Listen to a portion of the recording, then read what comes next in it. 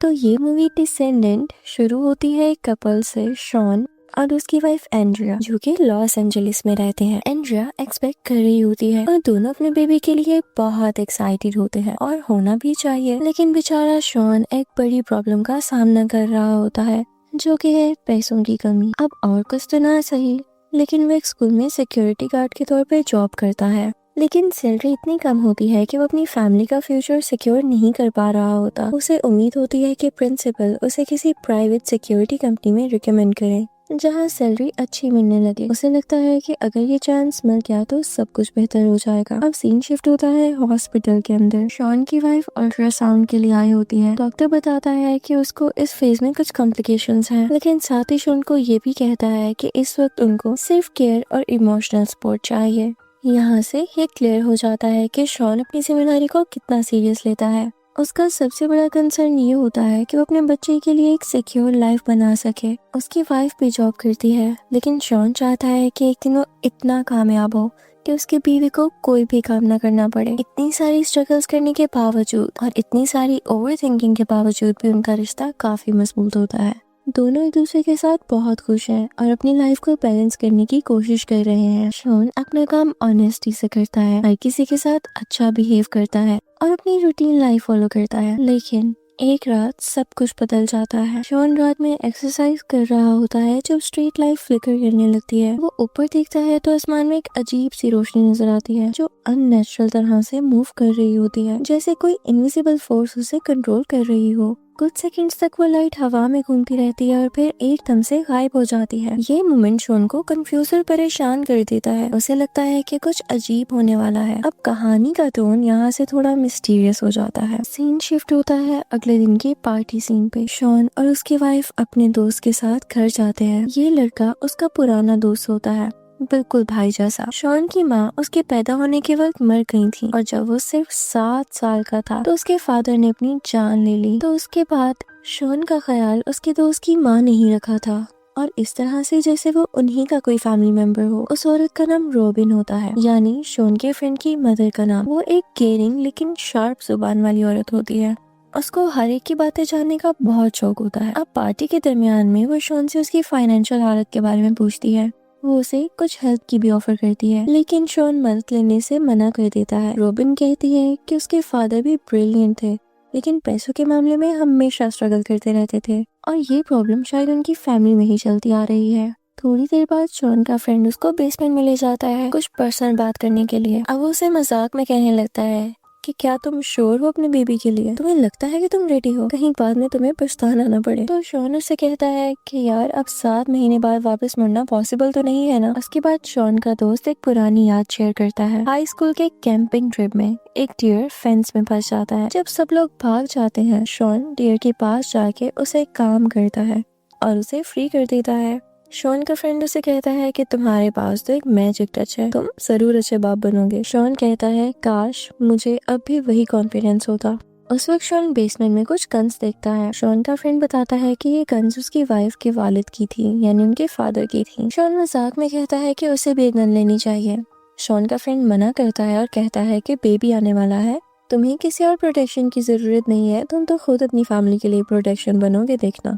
अब उस रात जब वो घर जा रहे होते हैं, शॉन को उसके बॉस का मैसेज मिलता है कि स्कूल के सिक्योरिटी सिस्टम में प्रॉब्लम है। वो अपनी वाइफ को घर ड्रॉप करता है और मैसेज भेजता है कि वो लेट आएगा, इसलिए उसका वेट ना करें। अब सीन शिफ्ट होता है स्कूल के रूफटॉप पे। शॉन सिस्टम फिक्स करता है और देखता है कि रूफटॉप लाइट फ्लिकर कर रही है। वो ऊपर चढ़ के चेक करने जाता है और एकदम से आसमान में एक ब्लाइंडिंग लाइट चमक उठती है। उसे ऐसा लगता है जैसे वो लाइट उसे खींच रही हो। सब कुछ डार्क हो जाता है और उसके जहन में अजीब सीन्स फ्लैश होने लगते हैं। एक वेब जैसा स्ट्रक्चर, उसके सिर से कनेक्टेड कुछ ट्यूब्स और उसके पास उसके फादर की लाइफलेस बॉडी, यानी बेजान जिस्म। थोड़ी ही देर बाद शॉन हॉस्पिटल के बेड पर आंख खोलता है। उसके सर पे बैंडेज लगा होता है और उसके पास उसकी वाइफ बैठी होती है। उसे समझाती है कि वो स्कूल के रूफटॉप से गिर गया था, लेकिन एक मिरेकल ने उसे बचा लिया। डॉक्टर भी कहता है कि उसका बचना किसी मौत से कम नहीं। अब उसे कुछ दिन रेस्ट करने को कहा जाता है। कुछ दिन गुजर जाते हैं और अब शॉन फाइनली घर आता है। उसकी बीवी उसे डांटती है कि तुमने एक बल्ब की खातिर अपनी जान रिस्क में डाल दी। वो कहती है कि मुझे और हमारे बेबी को तुम सेफ चाहिए हो। शॉन वादा करता है कि वो ज्यादा एहतियात से काम करेगा, लेकिन जैसे जैसे वो रिकवर करता है उसे कुछ नया महसूस होने लगता है। उसके अंदर जैसे कोई नई एबिलिटी एक्टिवेट हो गई हो। पहले वो ड्राइंग में बिल्कुल वीक था, लेकिन अब उसके हाथ से डिटेल स्केचेस और पेंटिंग्स निकलती हैं, जैसे उसके अंदर कोई छुपा हुआ टैलेंट जाग गया हो। इसके साथ ही एक और चीज शुरू होती है, हेलुसिनेशंस, यानी उसे वो चीजें नजर आने लगती हैं जिनका रियलिटी से कोई ताल्लुक नहीं होता। एक सुबह जब उसकी वाइफ घर से निकलती है तो वो देखता है कि एक इनविजिबल फोर्स उसे अंधेरे में खींच रही है, और फिर एक ही सेकंड में सब कुछ नॉर्मल भी हो जाता है, जैसे ये सिर्फ एक ख्वाब था। फिर हम नेक्स्ट डे शॉन को हॉस्पिटल के अंदर देखते हैं, जो कि वेटिंग एरिया में बैठा होता है। जब स्क्रीन पे उसे अपनी वाइफ नजर आती है जो कि दर्द में चिल्ला रही होती है, तो वो पैनिक में उठता है और बाहर भागता है। बाहर उसे एक बेंच पे खुद अपनी ही जैसी शक्ल वाला आदमी बैठा हुआ दिखाई देता है, सेम टू सेम उसका ही रिफ्लेक्शन, लेकिन थका हुआ, बीमार और कंफ्यूज्ड। अब यहाँ से स्टोरी और डिस्टर्बिंग बनने लगती है। शॉन का रियलिटी से कनेक्शन आहिस्ता आहिस्ता टूटने लगता है। उसकी सेंसेस अब नॉर्मल हो जाते हैं। वो दूर की आवाजें भी सुन लेता है और हर वक्त कुछ न कुछ स्केच करता रहता है, जैसे उसके हाथ अपने आप मूव हो रहे हों। डॉक्टर्स उसके टेस्ट भी करते हैं, लेकिन कुछ भी अब नॉर्मल नहीं मिलता। सब कुछ नॉर्मल लगता है, लेकिन शॉन अंदर से जानता है कि कुछ तो गलत हो रहा है। उसे लगता है कि जैसे वो किसी और जगह में फंसा हुआ है और अपने आप को वापस लाने की कोशिश कर रहा है। वो इंसिडेंट जो स्कूल के रूफ टॉप पे हुआ था, अब उसे एक नॉर्मल गिरना नहीं लगता। उसे शक होता है कि शायद वो किसी और दुनिया या किसी एलियन फोर्स का हिस्सा बन गया था। स्टोरी अब यहाँ पे कुछ डार्क टर्न लेती है। हर सीन के साथ कंफ्यूजन बढ़ रही है। क्या ये सब रियलिटी है या शॉन के दिमाग का इल्यूशन, कुछ पता नहीं चलता। सीन शिफ्ट होता है डॉक्टर के ऑफिस के अंदर। शॉन अपने स्केचेस लेकर आता है और डॉक्टर को दिखाता है। हर ड्राइंग ही अजीब सी होती है, उनके शेप्स और फिगर्स एक अलग वर्ल्ड जैसे लगते हैं। शॉन डॉक्टर को बताता है कि उसे अक्सर अजीब विजन्स दिखते हैं, और तो और उसके सुनने की एबिलिटी भी बढ़ गई है, यानी हियरिंग सेंस। डॉक्टर इस सब का कोई साइंटिफिक रीजन नहीं दे सकता, लेकिन वो शॉन को एनकरेज करता है कि ड्राइंग कंटिन्यू रखे। डॉक्टर कहता है कि हो सकता है कि उसका माइंड कुछ कम्युनिकेट करने की कोशिश कर रहा हो। साथ ही वो सजेस्ट करता है कि शॉन एक साइकियाट्रिस्ट से भी मिले, ताकि उसके मेंटल स्टेट को समझा जा सके। फिलहाल वो कोई भी मेडिसिन प्रिस्क्राइब नहीं कर सकता। सीन शिफ्ट होता है शॉन के घर पे। अब वो अपने नॉर्मल दिन जीने की कोशिश कर रहा है, लेकिन हेलुसिनेशंस उसे चैन नहीं लेने देती। रात के बाद उसे घर के अंदर से कुछ आवाजें आती हैं। वो किचन से एक नाइफ उठाता है और आहिस्ता आहिस्ता ड्राइंग रूम की तरफ जाता है। वहाँ उसे एक डॉग मिलता है जो पता नहीं कैसे घर के अंदर आ गया था। शॉन उसे अपने दोस्त के घर ले जाता है ताकि वो सेफ रहे। थोड़ी ही देर बाद शॉन बेबी के रूम के लिए पेंट लेने मार्केट जाता है। साथ ही वो कुछ आर्ट सप्लाईज भी खरीद लेता है। जब वो घर लौटता है तो रोबिन उसे देखकर मजाक में कहती है कि अब तो तुम आर्टिस्ट बन गए हो, लेकिन शॉन के लिए ये मजाक नहीं होता, क्योंकि अब उसके सेंसेस इतने शार्प हो गए हैं कि वह दूर से भी लोगों की बातें सुन सकता है।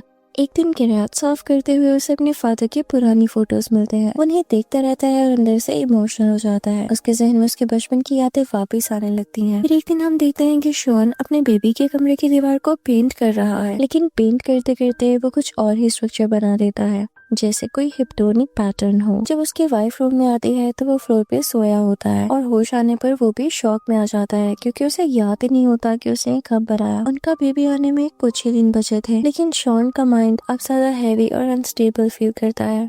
कभी उसके सेंसेस एक्सट्रीम लेवल पे चले जाते हैं और कभी बिल्कुल ही डल हो जाते हैं। एक रात दोनों पार्टी में जा रहे होते हैं। वहाँ शॉन को और भी डिस्टर्बिंग चीजें नजर आने लगती हैं। उसे एक आदमी दूर से घूरता हुआ दिखता है, और जब वो ध्यान से देखता है तो उसे लगता है जैसे वो आदमी कोई और नहीं बल्कि उसका दूसरा ही वर्जन हो। वो सोच में खड़ा रहता है। जब वो उसका दूसरा वर्जन अपनी आंखें खोलता है जो कि बिल्कुल अननेचुरल लग रही होती हैं, तो शॉन काफी हैरान हो जाता है। अगले ही मोमेंट सब लोग नॉर्मल दिखने लगते हैं, लेकिन शॉन का दिमाग हिल चुका होता है। कुछ देर बाद उसकी वाइफ उसे देखती है कि वो रोड के साइड पे बैठा हुआ है, जहाँ उसके नाक से खून निकल रहा होता है। उसे समझ नहीं आता कि ये सब कैसे हो गया, और उसी रात शॉन नींद में उठता है और देखता है कि उसके हाथ पे एक छोटी सी चोट लगी हुई है। वो उसे स्क्रैच करता रहता है, यहाँ तक कि जब तक उससे खून निकलना नहीं शुरू हो जाता। उसके बाद उसे अपनी शक्ल शीशे में भी बहुत अजीब लगती है। अब शॉन पूरी तरह से ब्रेकडाउन के करीब होता है। वो रियलिटी और इल्यूशंस के बीच बंधा है। वो अपनी वाइफ से कहता है कि मुझे तो तुम्हारा प्रोटेक्टर बनना था, पर मुझे लगता है कि मैं तुम्हारे लिए बोझ बन के रह गया हूँ। मुझे ऐसा लगता है कि जैसे मुझे कोई रोक रहा है। उसकी वाइफ उसे बताती है कि ये सब तुम्हारे माइंड का इफेक्ट है और ऐसे नेगेटिव सोचों से दूर रहो। फिर हम देखते हैं कि शॉन अपने फ्रेंड के घर पे जाता है और उसे गन मांगता है। उसका दोस्त उसे गन देने से मना कर देता है और कहता है कि ये गलत आइडिया है, लेकिन शॉन नहीं मानता। उसे लगता है कि कुछ उनके खिलाफ आने वाला है और उसे अपनी फैमिली को प्रोटेक्ट करना होगा। फिर एक दिन जब वो बिल्डिंग के पास पोस्टर चिपका रहा होता है तो उसे अंदर से बेबी के रोने की आवाज आती है। वो फौरन से अंदर भाग कर जाता है, लेकिन जब अंदर जाकर देखता है तो वहाँ कोई भी नहीं होता।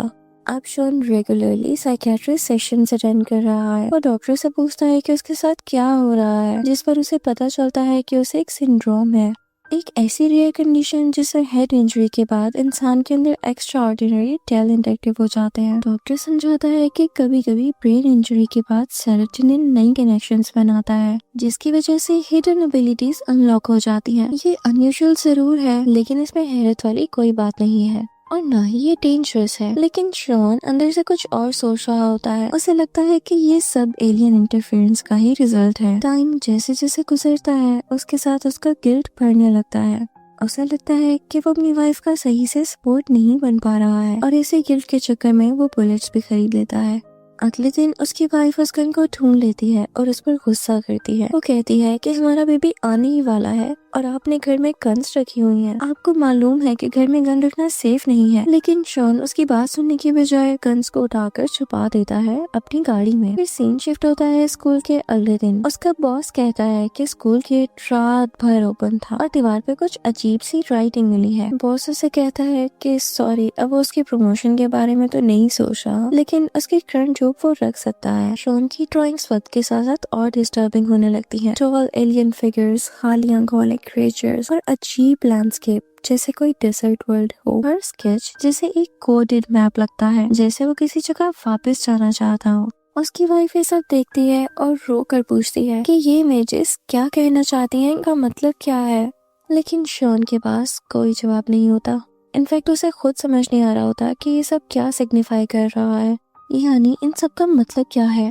सीन शिफ्ट होता है कुछ दिन बाद जब शॉन आंसर्स ढूंढने के लिए रॉबिन के घर जाता है। उसे लगता है कि शायद रॉबिन उसके फादर के बारे में कुछ जानती हो। वो उससे पूछता है कि एस्टर क्या है, क्योंकि ये नाम उसके माइंड में बार बार आ रहा होता है। रॉबिन उसे बताती है कि एस्टर असल में वो टाउन है जहाँ शॉन के फादर रहते थे, उनका चाइल्डहुड होम। लेकिन जैसे ही रॉबिन ये कहती है, शॉन को उसके चेहरे पे एक अजीब सी ट्रांसफॉर्मेशन दिखाई देती है। उसे लगता है जैसे रॉबिन का फेस एलियन जैसा बन गया हो। वो पैनिक में आ जाता है और चिल्लाने लगता है कि तुम लोग इंसान नहीं हो। उसे अपनी बात पे यकीन दिलाने के लिए वो एक नाइफ उठाता है और अपने हाथ पर छुरी चला देता है ताकि ये टेस्ट कर सके कि क्या ये सब रियल है। अब जैसे ही उसके हाथ से खून निकलता है तो वो शॉक में आ जाता है क्योंकि दर्द रियल होता है।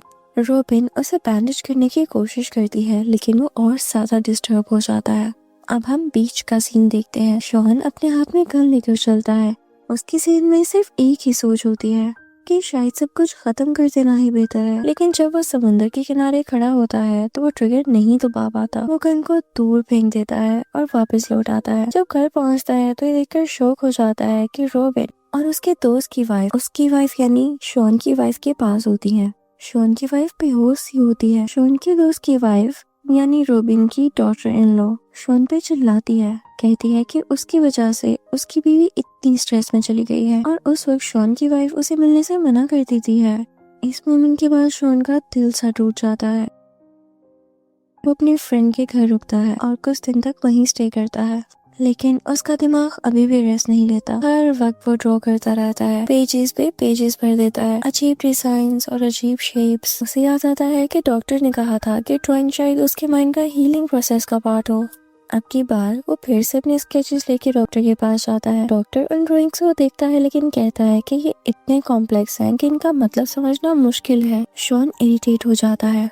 उसे लगता है कि सब लोग उसे समझने की बजाय इग्नोर ही कर रहे हैं। फिर एक दिन जब वो डॉक्टर के ऑफिस में होता है तो उसकी नाक से खून निकलने लगता है। उस मोमेंट के बाद सब कुछ ब्लर हो जाता है और अगले ही पल वो हॉस्पिटल के एक और रूम में होता है। वहाँ एक औरत लेबर पेन में होती है और थोड़ी ही देर बाद वो मर जाती है। जब शॉन उसका चेहरा देखता है तो वो उसी की बीवी होती है। वो चिल्लाता है, बहुत रोता है, लेकिन फिर एक ही सेकंड में उसकी आंख खुल जाती है और उसे रियलाइज होता है कि ये सब तो सिर्फ एक ड्रीम था। वो फौरन तुरंत से घर जाता है और उसी वक्त अपनी बीवी को चेक करता है। उसकी बीवी ठीक होती है, लेकिन उसे फिर से हेलुसिनेशंस दिखाई देते हैं। उसे लगता है कि रॉबिन और उसकी बहू यानी उसके फ्रेंड की वाइफ एलियंस बनकर आए हैं और उसकी बीवी को तकलीफ दे रहे हैं। लेकिन कुछ सेकंड्स बाद सभी कुछ नॉर्मल हो जाता है। फिर शॉन बेबी के रूम में देखता है कि कुछ नई पेंटिंग्स बनी हुई हैं जो कि उसकी बनाई गई नहीं है। पेंटिंग्स एक जगह का सीन दिखाती हैं, एक टाउन जिसका नाम होता है एस्टर। वो शॉक में आ जाता है क्योंकि ये वही नाम था जो उसके दिमाग में बार बार आ रहा था। उसे लगता है कि शायद ये जगह उसके पास से जरूर कहीं ना कहीं जुड़ी है। वो कार लेकर सीधा एस्टर के लिए निकल पड़ता है और जब वो वहाँ पहुँचता है तो उसे हर जगह वही लैंडस्केप नजर आते हैं जो उसने अपनी ड्राइंग्स में बनाए हुए थे। उसे लगता है कि जैसे उसके बचपन की यादें वापस आ गई हों। थोड़ा आगे जाके वो अपना पुराना घर देख लेता है। घर के बाहर एक आदमी बैठा होता है, उसका अपना फादर। ये देखकर शॉन के पैर जम जाते हैं, यानी वो फ्रीज हो जाता है। वो जानता था कि उसके फादर की डेथ 2 साल पहले ही हो चुकी थी, लेकिन फिर भी वो उन्हें सामने देख पा रहा है। वो उनके पास जाकर बैठता है। उसके फादर मुस्कुरा रहे होते हैं और कहते हैं कि तुम एक अच्छे बाप बनोगे, तुम वो सब करोगे शॉन जो मैं नहीं कर सका। ये बातें सुनकर शॉन की आंखों में आंसू आ जाते हैं। वो कहता है कि आपका बेटा उसे बहुत प्यार करता है। जब शॉन वहाँ से उठकर जाने लगता है तो एकदम से गन शॉट की आवाज आती है। उस मोमेंट पर सेम ब्लाइंडिंग लाइट फिर से चमकने लगती है। उसे लगता है कि जैसे वो फिर से अपनी असली दुनिया में लौट रहा है। अब सीन शिफ्ट होता है वापस से स्कूल के रूफटॉप पे, वही जगह जहाँ सब कुछ शुरू हुआ था। शॉन को चक्कर आने लगते हैं और वो वहाँ से ही नीचे बैठ जाता है। तभी एक अननोन आदमी उसके पास आता है और कहता है कि तुम बहुत ब्रेव हो, ज्यादा लोग इतनी जल्दी वापस नहीं आ पाते। वो आदमी एक नोटबुक निकालता है जिसमें बहुत सारे नाम और कोऑर्डिनेट्स लिखे होते हैं। हर नाम के साथ एक जगह का मेंशन होता है। वो आदमी कहता है कि री एंट्री इजी नहीं होती। उन्होंने तुम्हारे ब्रेन पे पूरी तरह काम किया है, लेकिन तुम वापस आ गए हो, ये बहुत अनयूजुअल सी बात है। कुछ पता नहीं चलता कि वो आदमी कौन है। अब वो आदमी उसे घर तक छोड़ देता है बिना कुछ और बताए। शॉन भी उससे कोई सवाल नहीं करता। वो सिर्फ घर वापस आकर अपनी बीवी को देखता है और उसके पास ही रहना चाहता है।